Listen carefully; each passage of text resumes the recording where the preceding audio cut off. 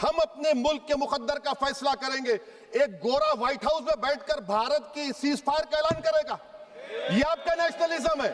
ಸ್ನೇಹಿತರೆ, ವಿರೋಧ ಪಕ್ಷಗಳು ಆಪರೇಷನ್ ಸಿಂಧೂರ ಆಗಿರಬಹುದು, ಭಾರತದ ನಡೆ ಪಾಕಿಸ್ತಾನದ ವಿರುದ್ಧ ಯಾವ ರೀತಿಯಾಗಿತ್ತು ಅನ್ನೋದರ ಕುರಿತಾಗಿರಬಹುದು, ಜೊತೆಗೆ ಡೊನಾಲ್ಡ್ ಟ್ರಂಪ್ ಅವರ ಮಧ್ಯಸ್ಥಿಕೆಯಿಂದ ಭಾರತ ಹಾಗೆ ಪಾಕಿಸ್ತಾನದ ಮಧ್ಯೆ ಯುದ್ಧ ಸ್ಟಾಪ್ ಆಯ್ತಾ, ಸೀಸ್ ಫೈರ್ ಆಯ್ತಾ ಅನ್ನುವಂತಹ ಪ್ರಶ್ನೆಯನ್ನು ಕೇಳ್ತಾ ಇದ್ರೆ, ಓವೈಸಿ ಮಾತ್ರ ಅಮೆರಿಕದ ಶ್ವೇತ ಭವನದಲ್ಲಿ ಕುಳಿತ ಬಿಳಿಯನೊಬ್ಬ ಭಾರತ ಹಾಗೆ ಪಾಕ್ ಮಧ್ಯೆ ಯುದ್ಧವನ್ನು ತಡಿಲಿಕ್ಕೆ ಅಥವಾ ಮಧ್ಯಸ್ಥಿಕೆಯನ್ನು ವಹಿಸಲಿಕ್ಕೆ ಹೇಗೆ ಸಾಧ್ಯ ಅಂತ ಹೇಳಿಬಿಟ್ಟು AIMIM ಸಂಸದ ಓವೈಸಿ ಅವರು ಪ್ರಶ್ನೆಯನ್ನು ಕೇಳಿದ್ದಾರೆ. ಜೊತೆಗೆ ದೇಶದ ಸಶಸ್ತ್ರ ಪಡೆಗಳಿಗೆ ಅಭಿನಂದನೆಯನ್ನು ಸಲ್ಲಿಸಿದ್ದಾರೆ.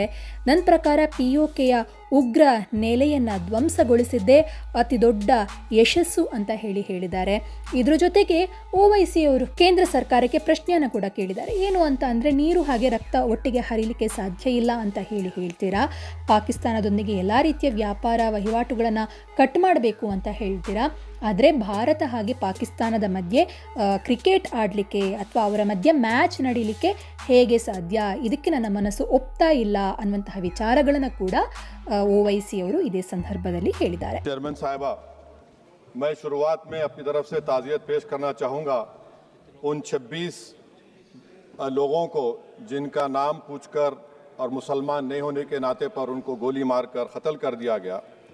मैं ताज़ियत पेश करना चाहूँगा मौलाना इकबाल को, जो पूंछ के मदरसुल ज़ियाउल उलूम के मुदर्रिस थे, उस 5 साला लड़की मरियम को जिसको पाकिस्तान की शेलिंग में उसका पेट फट गया. मैं ताज़ियत पेश करना चाहूँगा मैडम ज़ैन अली और उर्वा फातिमा, इन दो जुड़वा भाई बहनों को जिनकी उम्र 14 साल थी, लांस नायक दिनेश कुमार को, BSF के सब इंस्पेक्टर मोहम्मद इम्तियाज़ को.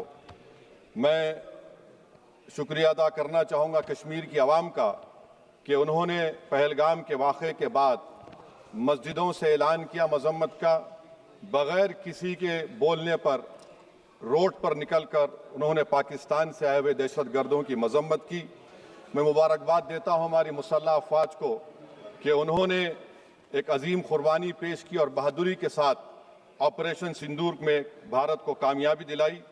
मैं मुसल्लह अफ़वाज ने पहले 9 दहशतगर्द ठिकानों पर उनको निशाना बनाया और सबसे मेरी नज़र में जो दहशतगर्दी के दिल पर हमला हुआ वो भावलपुर का था और 6 एयरफील्ड, 3 हैंगर और 2 रनवेज को हमने तबाह किया. बाद में ऑपरेशन सिंदूर की कामयाबी की एक अहम वजह यह थी मैडम कि मुल्क में इत्तेहाद और इत्तेफाक पैदा हो गया था, एक यूफोरिया पैदा हो गया था, मगर अफसोस कि हुकूमत ने उसका फ़ायदा नहीं उठाया. मैं आज भी कह रहा हूं, जिम्मेदारी के साथ कह रहा हूं कि पाकिस्तानी फौज, पाकिस्तान की ISI, पाकिस्तान का डीप स्टेट, उनका हयाती मकसद ये है कि हमेशा भारत को कमज़ोर किया जाए. और अगर हमको इन ताकतों को कमज़ोर करना है तो देश में इत्तेहाद और इत्तेफाक को बरकरार रखना पड़ेगा. अगर हम बुलडोज़र के ज़रिए या फिर लिसानी जबर के ज़रिए या मजहबी फ़िरक़ा परस्ती के ज़रिए अक़लियतों को निशाना बनाएंगे तो हम खुदा ना खास्ता उन पड़ोसी मुल्क के दहशतगर्द तंजीमों को कहीं कामयाब ना हो जाए. मैडम, मैं आपके सामने ये भी कहना चाहूँगा कि इत्तेहाद और इत्तेफाक इस मुल्क में जब मजबूत होगा तो हमको बैनुल अक़वामी सतह पर दिखाने की ज़रूरत नहीं पड़ेगी. मैं आपकी तरफ से हुकूमत से चंद सवालात करना चाहूँगा कि वज़ीर आज़म ने कहा कि खून और पानी एक साथ नहीं बह सकते, आतंकवाद और बातचीत एक साथ नहीं हो सकती. तो मेरा सवाल आपके ज़रिए से वज़ीर आज़म और हुकूमत से ये है, फिर जिन इंसानों को बैसारा की वादी में मारा गया था, क्या आपका ज़मीर इस बात की इजाज़त देता है कि आप ट्रेड बंद कर दिए, पाकिस्तान का एयरक्राफ्ट हमारे एयर स्पेस में नहीं आ सकता, उनकी कश्ती हमारे पानी में नहीं आ सकती, ट्रेड ख़त्म हो चुका है डायरेक्ट इनडायरेक्टेड, आपका ज़मीर जिंदा क्यों नहीं है? किस सूरत से आप पाकिस्तान से क्रिकेट मैच खेलेंगे जब हम पानी नहीं दे रहे हैं? 80% पानी पाकिस्तान का हम रोक रहे हैं. ये कहकर के पानी और खून नहीं बहेगा, आप क्रिकेट मैच खेलेंगे? मैडम, मेरा ज़मीर तो गवारा नहीं करता कि मैं उस मैच को देखूंगा. क्या इस हुकूमत में इतनी हिम्मत है कि उन 25 मरने वालों को फोन करके कहे कि देखो हमने ऑपरेशन सिंदूर में बदला ले लिया, अब तुम पाकिस्तान का मैच देखो? बड़ी अफसोस की बात है मैडम. अकाउंटेबिलिटी किस पर है? पहलगाम किसने किया? 7.5 लाख हमारी फौज और सेंट्रल पैरामिलिट्री फोर्स है। ये कहां से 4 चूहे घुसकर हमारे भारत के नागरिक को मारे? अकाउंटेबिलिटी किस पर फिक्स होगी? एलजी पर फिक्स होगी तो एलजी को बरतरफ करिए, आईबी पर आती है तो एक्शन लीजिए, पुलिस पर आती है तो एक्शन लीजिए। मगर आप ये समझ रहे हैं कि ऑपरेशन कर दिया और हम खामोश लोग भूल जाएंगे। अकाउंटेबिलिटी फिक्स करना पड़ेगा। मैडम, डिटरेंस आपकी क्या है? आपने सर्जिकल स्ट्राइक किया, आपने बालाकोट किया, फिर ये पहलगाम हुआ, तो आपकी डिटरेंस की पॉलिसी नाकाम साबित हुई। कश्मीर की पॉलिसी नाकाम साबित हुई। 370 हटा दिया आपने एक रियासत को यूटी बना दिया और उसके बावजूद भी दहशतगर्द वहां पर पहुंच गए। तो और अफसोस मुझे इस बात का होता है मैडम कि पाकिस्तान को हम जानते हैं, पाकिस्तान और इजराइल इस पूरी दुनिया में एक फेल्ड स्टेट है और पाकिस्तान के आर्मी चीफ को, जिससे हमारे स्ट्रेटेजिक रिलेशनशिप, इसको अपना दोस्त कहते हैं, उस देश का प्रेसिडेंट उस शख्स को बुलाकर खाना खिलाता है अपने साथ जिसके भाषण से हमारे लोग मारे गए थे। तो क्या आपकी खारजा पॉलिसी कामयाब हुई? आप देख लीजिए। अच्छा, हमारे देश में एक ऐसी तंजीम है जिसका वजूद नफरत की बुनियाद पर और मजहबी अज़वियत को फैलाने के लिए बनाया गया। उनको तकलीफ है सेकुलरिज्म से, सोशलिज्म से, मगर हमारे संविधान के प्रियम्बल में लफ्ज सॉवरेन है। सॉवरेन का मतलब यह है कि हम खुद मुख्तार हैं, हम हाकिम आला हैं, हम अपने मुल्क के मुकद्दर का फैसला करेंगे। एक गोरा व्हाइट हाउस में बैठकर भारत की सीज़फायर का ऐलान करेगा? यह आपका नेशनलिज्म है? अफसोस होता है मुझे सर। मैडम मैं आपसे पूछना चाह रहा हूं कि अगर एक चचा सैम ऐलान कर रहे हैं तो हमारी फौज पर क्या असर पड़ा होगा? हमारे उन पायलटों पर क्या असर पड़ेगा जो नहीं मालूम कितनी ऊपर आसमानों पर भारत की हिफाजत कर रहे हैं? वो नेवी का सिपाही जो समंदर में खड़ा हुआ है, उसको यह नहीं मालूम हो रहा है कि मेरा प्रधानमंत्री ऐलान नहीं किया, एक गोरे ने ऐलान किया। बड़ा ये आपके कैसा होगा ये? मैडम, मेरा सवाल हुकूमत से यह भी है कि हम कोई एडवर्सेरियल कंट्री नहीं है अमेरिका के लिए, हम दोस्त हैं, स्ट्रेटेजिक रिलेशनशिप है। क्या क्या एग्रीमेंट हमने साइन नहीं किया, तो क्या ये दोस्ती निभा रहे हैं? मैडम, मैं हिस्टोरिकल एग्जांपल दे रहा हूं। क्रुश्चेव और टीटो, क्रुश्चेव ने दबाव डाला, टीटो ने कहा मैं नहीं मानता, मैं नैम ज्वाइन करूंगा। मैडम, फ्रांस और यूएसए, डिगोल को जब यूएसए ने दबाव डाला तो डिगोल ने कहा कि तुम दोस्त हो मगर हमारी खारिजा पॉलिसी आजाद ना है।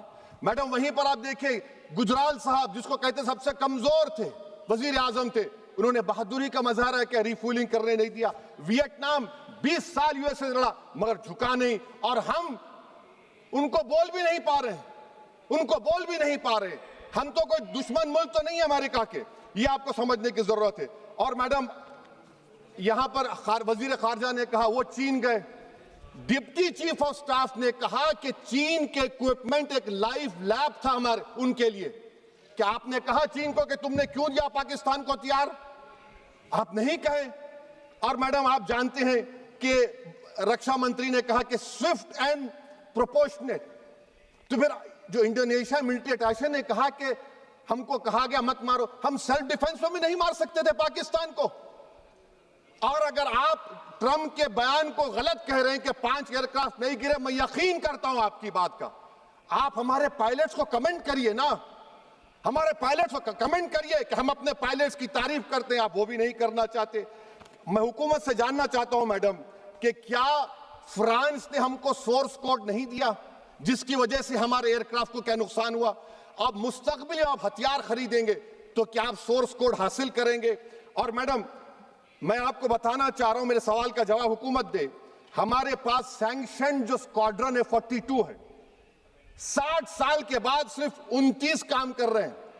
पाकिस्तान के पास 25 हैं, चीन के पास 50 से ज्यादा हैं। 11 साल से आप सरकार में हैं, सबमरीन नहीं है, थर्ड एयरक्राफ्ट कैरियर कहां पर है आप बताइए। और मैडम, FATF में लाना पड़ेगा आपको। अगर आप विश्व गुरु हैं तो हम आपको चैलेंज कर रहे हैं, आप G7 के कंट्रीज को, GCC को और चचा सैम को राजी कराइए कि पाकिस्तान को, मैडम खत्म कर रहा हूं, FATF में दोबारा लाया जाए। मैडम, ऑल पार्टी मीटिंग हुई, देखिए कितना कॉन्ट्रडिक्शन है केंद्र सरकार में और स्टेट सरकार में। ऑल पार्टी मीटिंग में मैं था, केंद्र सरकार ने कहा कि नहीं, बैसारन मिडोस पर तो कोई जा ही नहीं सकता, जून से पहले इजाजत लेना पड़ेगा। बाद में हमको मालूम हुआ कि साल भर खुला रहता मिडोस सिवाय बारिश और स्नो के। ये कॉन्ट्रडिक्शन है केंद्र सरकार में। वहां पे मैं हुकूमत से मुतालबा करता हूं मैडम आपके जरिए से कि कौमी सिक्योरिटी को, नेशनल सिक्योरिटी को, खारिजा पॉलिसी को, फॉरेन पॉलिसी को राजनीति का मुद्दा मत बनाइए, राजनीति का मुद्दा मत बनाइए। ये हमारे मुल्क में मुफाद होगा, हमारे मुल्क के इत्तेहाद और एकजुटती को आप एक वोट का जरिया मत बनाइए। और मैं एक आखिरी बात पूछ रहा हूं मैडम, क्या चीन ने हमसे कहा था कि सीज फायर कर लो? और कैसे पाकिस्तान ने हमारे पायलट्स की बातों को सुना कि हमारा कम्युनिकेशन एनक्रिप्ट नहीं है? मैडम आखिर में मैं अपने शेर से इस अपनी बात को खत्म करूंगा कि अपने ही हाथों से सर अपना कटाना है हमें, मादर हिंद पे भेंट चढ़ाना है हमें। किस तरह मरते हैं एहरारे वतन भारत पर, यह तमाशा है जो दुनिया को दिखाना है हमें। यह मैं भारत की उस बहादुर फौज के नाम पे करता हूं, मुसल्लह फौज के नाम पे करता हूं।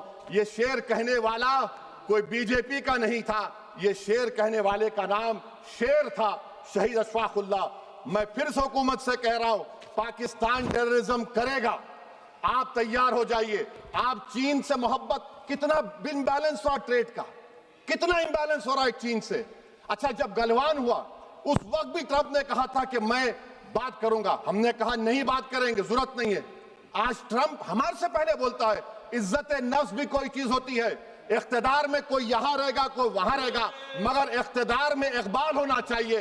बदबख्ती की बात यह है कि आपने इकबाल को खो दिया। बहुत बहुत शुक्रिया।